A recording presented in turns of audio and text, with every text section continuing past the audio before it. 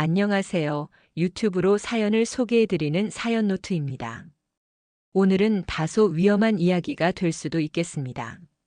자전거 동호회를 나가시는 분의 위험한 사랑 이야기입니다. 지금 들어보겠습니다. 2024년 9월 토요일 아침, 하늘은 유난히도 맑았다. 저는 늘 그렇듯 자전거를 챙겨 동호회 정기 라이딩에 나섰습니다. 동호회 사람들 사이에서 저는 성실하고 책임감 있는 모습 덕분에 믿음직한 형님으로 불렸습니다. 그런데 그날 처음 보는 얼굴이 있었습니다. 긴 머리를 포니테일로 묶고 몸에 딱 맞는 사이클 복장을 입은 여자. 나이는 30쯤 되어 보였습니다. 눈빛은 낯설면서도 묘하게 끌리더군요. 안녕하세요. 새로 가입한 윤지예요. 오늘이 첫 라이딩이라 긴장되네요.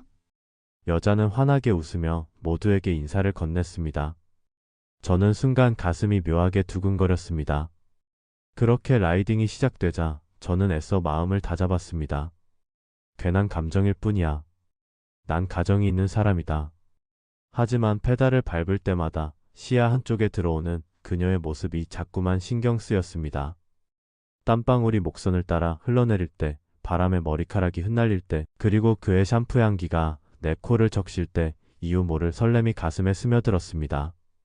도로면에 있는 휴게소에서의 점심 식사 시간, 우연히 그녀와 나란히 앉게 되었습니다. 생각보다 힘드네요. 장거리라서 그런가 봐요. 윤지 씨가 물을 들이켜며 웃었습니다. 저는 자신도 모르게 크 컵을 따라가며 그녀의 입술을 바라보았습니다. 순간 그녀와 눈이 마주쳤습니다. 짧은 정적, 그리고 서로의 미소. 아무 일도 없었던 것처럼 대화가 이어졌지만 저의 마음속에서는 이미 작은 균열이 생기고 있었습니다. 그렇게 한 주가 지나고 다시 라이딩을 하는 주말이 왔습니다. 회원들은 하나둘 모였고 윤지 씨는 이번에도 맑은 미소로 인사했습니다. 저는 괜히 시선을 피했지만 계속 신경이 쓰였습니다. 출발 전 윤지 씨가 자전거를 살피더니 난처한 표정을 지었습니다. 체인이 자꾸 빠지네요. 제가 기계 쪽은 영 약해서. 저는 늘상 했던 것처럼 앞으로 나섰습니다. 제가 한번 봐드릴게요. 잠시만요. 저는 무릎을 꿇고 자전거를 살폈습니다. 기름때가 묻은 체인을 조심스럽게 다시 끼우고 변속기를 맞추며 손을 움직였습니다. 윤지 씨는 곁에서 고개를 숙여 지켜보다가 가까운 거리에서 저와 눈이 마주쳤습니다. 와, 금방 고치시네요. 역시 선배님. 이 정도는 별거 아니에요. 조심해서 타세요. 자전거를 넘기는 순간 손끝이 살짝 닿았습니다. 저희 두 사람은 동시에 멈칫했지만 애써 아무 일도 없었다는 듯 웃어넘겼습니다. 그러나 그 짧은 스침은 오래도록 마음에 남았다. 라이딩을 마친 후 회원들은 뿔뿔이 흩어졌고 윤지 씨는 가방을 챙기며 저에게 조심스레 물었습니다. 선배님, 제 차 있는 곳까지만 좀 태워주시겠어요? 저는 망설이다가 대답했습니다. 제가 태워드릴게요. 방향이 비슷하니까. 차 안에는 묘한 정적이 흘렀다. 윤지 씨는 창밖을 바라보다가 부드럽게 웃으며 말했다. 동호회에 들어올까 말까 고민했는데 다행이에요. 선배님처럼 좋은 분이 있어서. 저는 대답 대신 창문 밖으로 시선을 돌렸습니다. 심장이 빠르게 뛰고 있다는 것을 느끼고 있었습니다. 집에 돌아가 아내와 마주했을 때조차 저는 윤지 씨의 웃음이 떠나지 않았습니다. 한 주를 거르고 시간이 맞는 회원 몇 명과 같이 강원도로 라이딩을 가기로 한 주말이 되었습니다. 토요일 아침 강원도의 시원한 바람을 가르며 라이딩을 시작했습니다. 산길과 강변을 따라 달리는 길은 숨이 차면서도 황홀했습니다. 그런데 저의 시선은 자꾸만 뒤쪽에서 페달을 밟는 윤지 씨에게 머물렀습니다. 땀에 젖은 이마, 숨을 고르며 터져나오는 웃음소리. 모든 것이 눈과 귀를 사로잡았습니다. 점심을 마치고 오후 라이딩을 이어가던 중 가파른 언덕에서 윤지가 속도를 놓치며 힘들어했습니다. 선배님, 저 좀 죽겠어요? 헉헉거리며 멈춰선 그녀 옆에 저는 다가갔습니다. 제가 밀어드릴게요. 뒤에 붙어 타요. 저는 그녀의 등을 살짝 밀어주었습니다. 손바닥에 전해지는 체온, 그리고 등에 흐르는 땀의 감촉이 생생하게 다가왔습니다. 순간 우리는 모두 숨소리가 한 박자 어긋난 듯 어색해졌습니다. 해질 무렵 숙소에 도착한 후 펜션 거실에 모여 앉아 저녁을 먹고 술을 기울였습니다. 회원들 사이에선 웃음과 농담이 오갔고 분위기는 한껏 무르익었습니다. 윤지 씨는 평소보다 조금 더 얼굴이 붉어져 있었습니다. 선배님은 아내분이랑도 자전거 같이 타세요? 불쑥 튀어나온 질문에 저는 순간 당황했습니다. 아니요. 아내는 운동을 좋아하지 않아서요. 그럼 늘 혼자 타셨어요? 네. 그런데 이제는 동호회도 있고 좋은 사람들도 알게 돼서 말끝을 흐리자 윤지 씨가 저를 똑바로 바라보았습니다. 눈빛 속에 뭔가 설명하기 어려운 기류가 흐르더군요. 밤이 깊어가고 회원들은 하나둘 방으로 들어갔고 저와 윤지 씨는 거실에 단둘이 남았습니다. 창밖에서는 풀벌레 소리가 울리고 방 안에는 술잔 몇 개와 희미한 전등 불빛만 남아 있었습니다.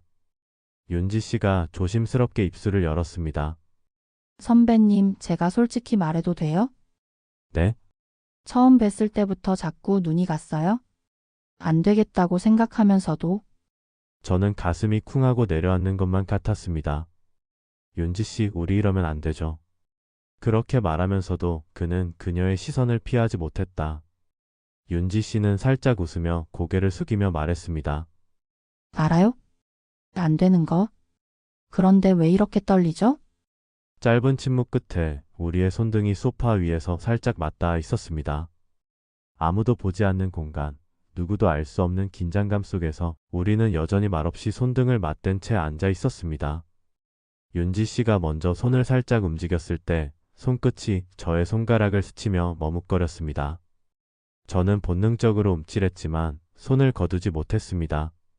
저의 심장은 미친 듯이 뛰고 있었습니다. 윤지 씨, 우리 이러면 안 돼요. 목소리는 그렇게 말했지만 이미 손끝은 그녀의 온기를 놓지 않고 있었다. 윤지 씨가 천천히 고개를 들어 그를 바라봤다. 눈동자 속에는 두려움과 설렘, 그리고 감출 수 없는 욕망이 뒤섞여 있는 것 같았습니다. 알아요. 그런데 지금은 그냥 이 순간만 생각하면 안 돼요? 말이 끝나자마자 그녀가 살짝 몸을 기울였습니다. 저는 마지막 힘으로 망설였지만 결국 저의 입술은 그녀의 입술에 닿았습니다. 짧고도 강렬한 첫 입맞춤이었습니다. 순간 세상이 고요해진 듯 했습니다. 떨리는 숨결이 부딪혔고 우리는 마치 오래 기다렸다는 듯 서로에게 가까워졌습니다. 전 이성을 붙잡으려 애썼지만 이미 그 한 줄기 불꽃은 걷잡을 수 없는 불길이 되어 번지고 있었습니다.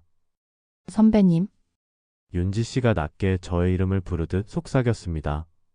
그 순간 저는 더 이상 스스로를 속일 수 없었습니다. 다시 한번 입을 맞추었고 제 손은 그의 가슴으로 올라갔습니다.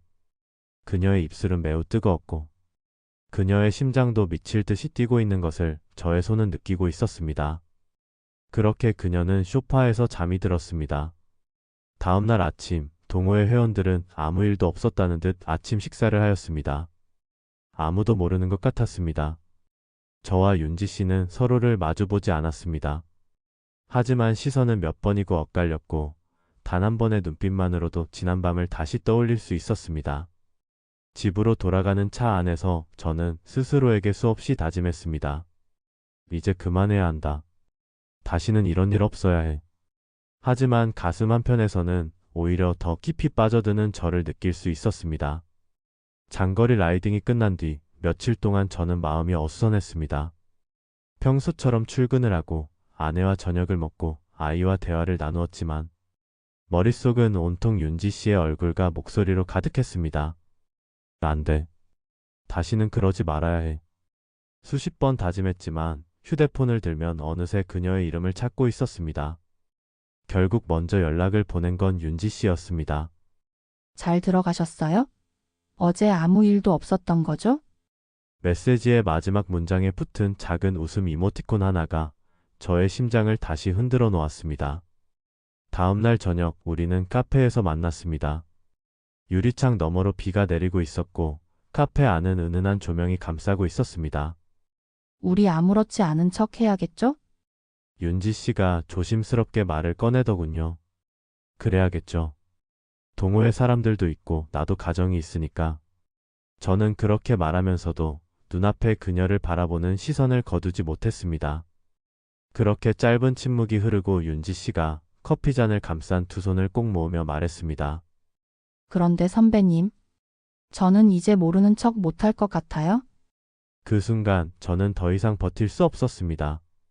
참지 못한 저는 테이블 너머로 그녀의 손을 살며시 덮었습니다. 따뜻한 온기가 전해지더군요. 그 작은 접촉 하나가 우리 사이에 다시 불을 지폈습니다. 저의 차 안에서 그녀와 저는 다시 깊은 입맞춤을 하고 주체 못할 저의 손은 그녀의 가슴을 느꼈고 꽉 끼는 그녀의 청바지의 허벅지를 손으로 감쌌습니다. 비가 오는 밤 우리는 그렇게 서로의 마음을 확인하며 오랜 시간 있었습니다. 그날 이후 우리는 은밀하게 만나기 시작했습니다. 라이딩을 핑계로 시간을 비우고 때로는 회사 근처 카페에서 때로는 한적한 도로를 함께 달리며 누군가 눈치챌까 봐 늘 조심스러웠지만 그 긴장감조차도 묘한 자극이 되었습니다. 저는 집에 돌아올 때마다 스스로를 자책했습니다. 하지만 그녀와 나눈 짧은 대화, 스친 손길, 함께 웃었던 순간들이 뇌리에서 떠나지 않았습니다. 마치 중독처럼 그녀를 찾게 되는 자신을 인정할 수밖에 없었습니다. 윤지 씨는 때때로 그를 바라보며 말했다. 선배님, 우리 오래 갈 수 있을까요? 저는 대답하지 못했습니다. 다만 그녀의 손을 더 세게 쥐었을 뿐이었습니다. 다시 주말이 찾아와 아무 일 없었다는 듯. 웃고 떠드는 회원들 속에서 저와 윤지 씨는 조심스럽게 서로를 외면했습니다. 그러나 대열이 흐트러지고 언덕길에서 속도가 엇갈릴 때마다 우리의 시선은 짧게 은밀하게 스쳤습니다. 저는 안간힘을 쓰며 평정심을 지키려 했습니다. 티 나면 안 돼. 누가 봐도 안 돼. 그러나 그녀의 시선이 자신에게 머무는 순간 그 다짐은 모래성처럼 무너져 내렸습니다. 점심자리에서 한 회원이 농담을 던졌습니다. 우리 윤지 씨는 요즘 선배님이랑 자주 붙어 다니는 것 같던데요. 순간 저의 얼굴은 굳어졌습니다. 윤지 씨는 잔잔한 웃음으로 대답했다. 아, 제가 정비를 잘 몰라서요? 선배님이 많이 도와주셨어요? 분위기는 금세 다른 이야기로 흘러갔지만 저의 등줄기는 식은땀으로 젖어 있었습니다. 그러나 이상하게도 그 아슬아슬한 순간조차도 우리 둘 사이를 더욱 강하게 묶어주었습니다. 그날 저녁 윤지 씨에게 조심스레 전화가 왔습니다. 오늘은 진짜 심장 터질 뻔했어요. 다 들킨 줄 알고. 저는 한참 동안 아무 말도 못하다가 낮게 내뱉었습니다. 그런데도 멈추고 싶지 않아요. 저도 그래요? 우리의 관계는 그렇게 불안 위에 세워져 있었습니다. 저는 집에 돌아와 아내와 마주 앉아도 윤지 씨의 목소리가 귓가에 맴돌았습니다. 아이의 웃음을 보며 마음 한켠이 무너져 내렸지만 동시에 다시 그녀를 보고 싶다는 갈망이 고개를 들었습니다. 윤지 씨는 더 솔직했습니다. 선배님, 저 이제 선배 없는 주말이 허전해요? 위험한 거 아는데 그래도 보고 싶어요? 그 고백은 저의 가슴을 송두리째 흔들어 놓았습니다. 그날 이후 우리는 더 은밀한 약속을 만들었습니다. 라이딩이 끝나면 일부러 같은 방향을 핑계로 함께 돌아가고 가끔은 회원들이 모이지 않는 평일 저녁에도 둘만의 라이딩을 즐겼습니다. 우리의 관계는 점점 깊어졌습니다. 자전거는 이제 단순한 취미가 아니라 서로를 향한 핑계가 되었습니다. 평일 저녁에도 주말 아침에도 우리는 강변길을 달렸습니다. 하지만 자전거가 목적이 아니었습니다. 강바람이 차가운 밤, 우리는 자전거를 세워두고 벤치에 앉았습니다. 윤지 씨는 가만히 저의 어깨에 기대며 말하였습니다. 선배님 없이는 이제 못 살 것 같아요? 저는 한숨을 내쉬며 그녀의 손을 잡았습니다.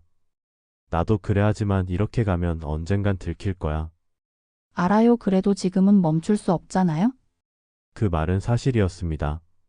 저는 집으로 돌아가 아내와 아이를 바라볼 때마다 죄책감에 짓눌렸지만 동시에 윤지 씨를 향한 갈망은 더 커졌습니다. 이제는 전화벨 소리 하나에도 가슴이 두근거렸고 메시지 알림이 울리면 미친 듯이 휴대폰을 확인했습니다. 저의 삶은 두 개의 궤도로 갈라져 달리고 있었습니다. 하나는 남편과 아버지로서의 삶, 다른 하나는 금지된 연인의 삶. 그리고 그는 점점 두 번째 궤도에서만 숨을 쉴 수 있었습니다. 그러던 어느 날 동호회 회원 중 한 명이 농담처럼 저에게 말했습니다. 야, 너희 둘 너무 붙어 다니는 거 아니야? 모두가 웃어넘겼지만 저의 얼굴은 굳어졌습니다. 그 일이 있던 그날 밤 저는 윤지를 불러냈습니다. 우리 이제 정말 그만해야 할 것 같아. 무섭다. 윤지는 침묵하다가 눈물이 고인 눈으로 저의 눈을 바라보며 말했습니다. 정말 그만할 수 있어요? 그 순간 저는 대답하지 못했습니다. 선배님, 우리는 이미 돌아갈 수 없어요? 끝날 거라면 언젠가 스스로 무너질 때 끝나는 거겠죠? 그 전까진 저는 놓지 않을 거예요? 그 순간 저는 모든 걸 포기한 듯 그녀를 끌어안았습니다. 뒤돌아갈 수 없는 길이라는 걸 알면서도 저는 이미 선택을 마친 사람이었습니다. 그 후로도 저희 두 사람은 계속해서 자전거를 탔습니다. 낮에는 동호회 회원들과 함께 웃고 떠들며 달렸고, 밤에는 아무도 모르게 서로의 곁에서 시간을 보냈습니다. 누가 봐도 위험한 관계입니다. 하지만 그 위험은 우리에게 더 깊은 중독이자 유일한 숨구멍이었습니다. 이대로 계속 우리의 은밀한 사랑을 이어가도 괜찮은 걸까요?